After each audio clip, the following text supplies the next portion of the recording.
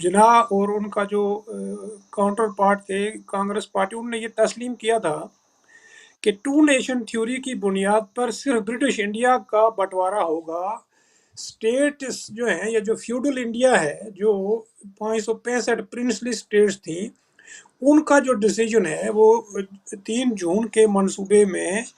वो कहा गया था कि इनके रूलर्स जो हैं वो डिसाइड करेंगे کہ وزیر خارجہ اسحاق ڈار کی جدہ میں ترک وزیر خارجہ حکان فیدان سے ملاقات ہوئی۔ ترجمہ دفتر خارجہ کے مطابق OIC اجلاس کے موقع پر دونوں وزراء خارجہ کی ملاقات ہوئی ہے۔ بھارتی ہائی کمیشن کا پاکستان سے رابطہ۔ بھارت کا پاکستان سے سینتاس معاہدے کے تحت سیلاب کے معاملے پر رابطہ ہوا۔ بھارت نے پاکستان کو دریائے توی میں جموں کے مقام پر ممکنہ بڑے سیلاب سے آگاہ کر دیا۔ مطلب یہ ہے کہ پاکستانی عوام کی جو اوپینین ہے وہ کافی شفٹ ہو چکی ہے، لیکن اصل بات یہ ہے کہ اس جو ڈسپیوٹ کی نیچر ہے وہ بہت امپورٹنٹ ہے کہ اس کو سمجھا جائے۔ جب تک اس ڈسپیوٹ کی نیچر کو نہیں سمجھا جاتا، وہ بڑا مسئلے میں رکاوٹ ہے جو اس ڈسپیوٹ کو حل کرنے ہی نہیں دیتی ہے، کیونکہ پاکستان اور انڈیا کی جو اسٹیٹڈ پالیسی ہے وہ تو دونوں کی یہی ہے کہ انڈیا کہتا ہے کہ مہاراجہ نے پوری ریاست جموں کشمیر کا انڈیا کے ساتھ جو ایکسیشن کر دیا تھا، جو پاکستان نے علاقے کیپچر کیے تھے ملٹری فورسز، وہ پاکستان واپس کرے۔ POK اور یہ جو گلگت بلتستان کے علاقوں کا وہ کلیم کرتے ہیں، پریکٹیکلی وہ یہ علاقے کبھی لینا نہیں چاہتے۔ 1947 میں یہ علاقے انڈین ملٹری لے سکتی تھی لیکن نہیں لیے تھے، چونکہ اس کے برٹش نے ان کو منع کر دیا تھا، چونکہ اس وقت تو برٹش جو ملٹری آفیسر تھے وہی دونوں فوجوں کو کنٹرول۔ بھارت کو مقبوضہ جموں اور کشمیر میں بری طرح ناکامی ہو رہی ہے۔ 5 اگست 2019 کے بعد تو بڑے کلیم کیے گئے تھے کہ یہ حالات قابو میں آ جائیں۔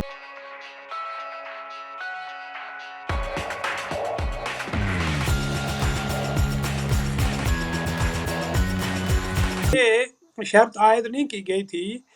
صرف اتنا کہا گیا تھا کہ وہاں کی جو پاپولیشن ہے اور یہ جو جیوگرافیکل کنٹیگوٹی ہے، اس کو دیکھ کر وہ لوگ فیصلہ کریں گے یا وہ رولر فیصلہ کریں گے۔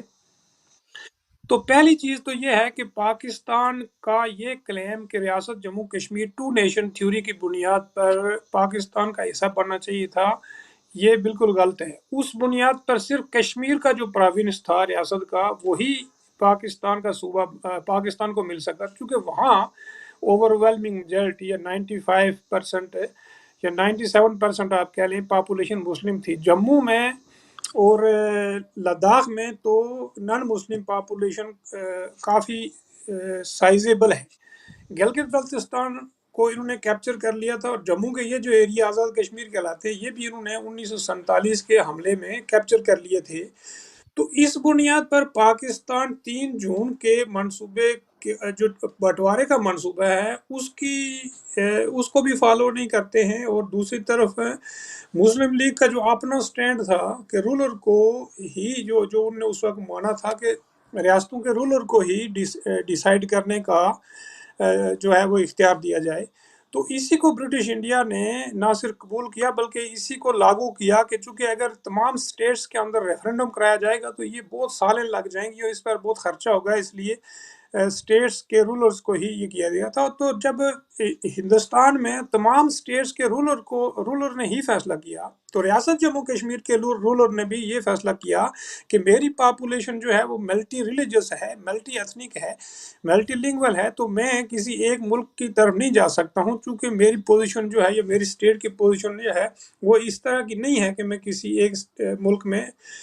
جو ہے وہ اس کے ساتھ ایکسیشن کروں۔ تو اس نے 11 اگست 1947 کو مہاراجہ ہری سنگھ نے ہندوستان پاکستان کو اسٹینڈ سٹل ایگریمنٹس کرنے کے لیے ڈاکومنٹس بھیجے، جس کو پاکستان نے قبول کر لیا تھا اور ہندوستان نے قبول نہیں کیا تھا۔ پاکستان نے اسٹینڈ سٹل ایگریمنٹ قبول کرنے کے 2-2.5 مہینے کے بعد ریاست پر حملہ کر دیا، جہاں سے یہ ڈسپیوٹ شروع ہوا۔ پھر اس کے بعد پاکستان نے ایک نیریٹو بنا لیا کہ چونکہ یہ مسلم میجورٹی اسٹیٹ ہے تو یہ ٹو نیشن تھیوری کی بنیاد پر پاکستان کو ملنی چاہیے۔ اب جس چیز کا ڈسپیوٹ ہے، یعنی جو مسئلہ ہے، اسی کو یہ سلوشن کہتے ہیں۔ یہ کہتے ہیں کہ ہم ریاست پر ہم نے جو حملہ کیا وہ بھی جائز ہے، جو علاقے کیپچر کیے وہ بھی جائز ہے۔ مہاراجہ ہری سنگھ نے جو فیصلہ کیا انڈیا کے ساتھ ایکسیشن کیا ان کے حملے سے مجبور ہو کر، وہ بھی ان کے لیے قابل قبول نہیں ہے۔ ان کو اپنی پاکستانی اسٹیٹ کو اپنا تو حملہ بھی قبول ہے جو ایک ساورن اسٹیٹ پر کیا گیا، جو 15 اگست کی مڈ نائٹ کو ریاست جموں کشمیر ایک ساورن انڈیپینڈنٹ اسٹیٹ بن گئی تھی، چونکہ نہرو نے یہ کہہ کر مہاراجہ کو اسٹیٹ دینے سے انکار کر دیا تھا کہ آپ کے برٹش انڈیا کے ساتھ جو ڈیفنس ایگریمنٹ تھا وہ ختم ہو چکا ہے، اور اب آپ ایک نیا ملک بن چکے ہیں 15 اگست کی مڈ نائٹ کو، تو اب ہم ایک ساورن اسٹیٹ کو بغیر کسی ایگریمنٹ کے فوج نہیں دے سکتے ہیں، ڈیفنس معاہدہ کیے بغیر۔ تو پاکستان اس ساورن اسٹیٹ پر حملہ بھی کرتا ہے اور پھر یہ کہتا ہے کہ جو باقی ریمیننگ جو پارٹس ہیں ریاست کے وہ بھی مجھے دیے جائیں، جبکہ یہ ڈسپیوٹ جب یونائٹڈ نیشن میں چلا گیا تو وہ یونائٹڈ نیشن میں ہندوستان پاکستان کے اسی حملے کی کمپلین لے کے گیا تھا، اور انہوں نے کہا کہ یہ ہمارے علاقے پر پاکستان نے حملہ کر کے لوٹ مار کی ہے، قتل و غارت گری کی ہے، اور اس کو وہاں سے نکالا جائے۔ تو اس کے کاؤنٹر میں پاکستان نے بھی یونائٹڈ نیشن میں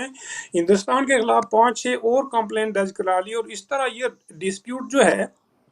جس کو یہ حال کہتے ہیں وہی ڈسپیوٹ بن گیا۔ پاکستانیوں کی اوپینین کی کوئی اس لیے ویلیو نہیں ہے کہ 1947 سے لے کے آج تک اگر آپ دیکھیں گے تو پاکستان کے عوام کو یہ رائٹ نہیں دیا گیا ہے کہ یہ اپنے ملک میں کس قسم کا سسٹم آف گورنمنٹ چاہتے ہیں، ڈیموکریسی چاہتے ہیں، ڈکٹیٹرشپ چاہتے ہیں، اسلامک سسٹم چاہتے ہیں، کس قسم کا جو ہے وہ نظام چاہتے ہیں۔ تو یہ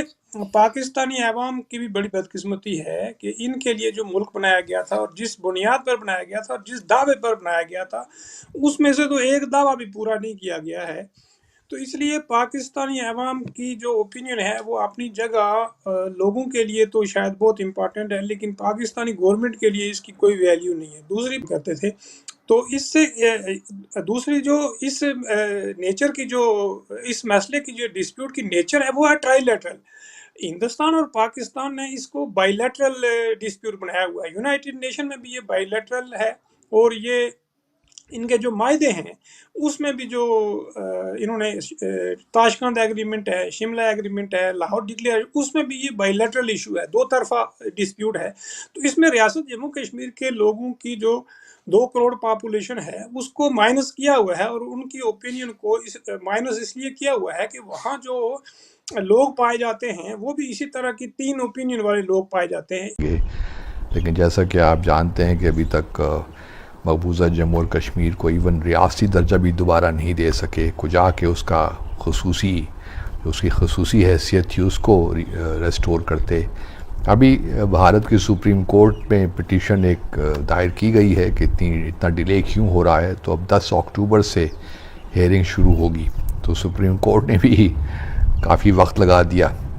but in any case it doesn't matter, اگر اسٹیٹ ہوڈ ہو بھی جاتا ہے تو کون سا فرق پڑ جائے گا۔ یہ ڈسپیوٹ کوئی 5 اگست 2019 کو تو شروع نہیں ہوا، یہ تو 1947 سے یہ معاملات چل رہے ہیں، اور جب تک کشمیریوں کو ان کا حق خود ارادیت نہیں مل جاتا اس وقت تو حالات اس طرح ہی رہیں۔ شیئر کی ہوئی ہیں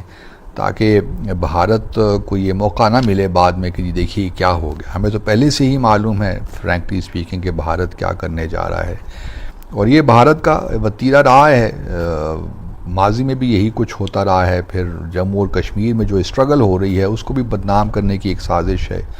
اور اس کو بار بار دہشت گردی، اور اب آپ نے TTP اور ان جیسی آرگنائزیشنز کو اگر آپ استعمال کریں گے تو پھر تو بس کیا کہا جا سکتا ہے کہ دہشت گردوں کو آپ استعمال کر رہے ہیں اپنے جو آپ کے مذموم عزائم ہیں۔ آپ کی کیا رائے ہے؟ کمنٹ کریں اور شیئر کریں۔ یدی آپ چینل پر نئے ہیں تو چینل کو سبسکرائب کریں۔ ویڈیو پسند آئے تو لائک، کمنٹ، شیئر کریں۔ جے ہند، وندے ماترم۔